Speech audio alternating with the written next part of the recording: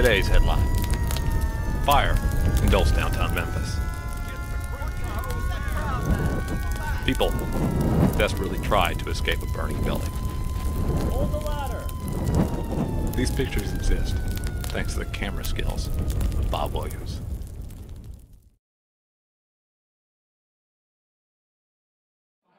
A photographer with commercial appeal for decades, the late Bob Williams captured some of the most iconic images in Memphis history. From sporting events to politics to civil rights, his work documented the city's evolution into what it is today. Learning photography at a young age, he sharpened his skills during the Second World War, taking pictures for the Army Air Corps and beginning a journalism career that would last until the 1980s. Eventually becoming the Commercial Appeal's photo editor,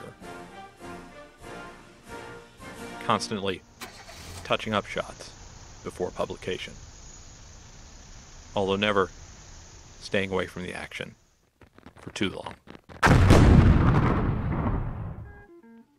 Among his favorite subjects was Elvis Presley, who he followed throughout the singer's early years in the 1950s and 60s, taking some of the most famous portraits of the young superstar.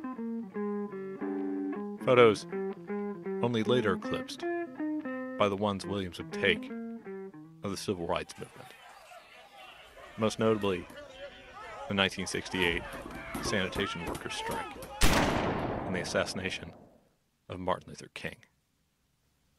Just part of a lifetime sitting on the front row of history.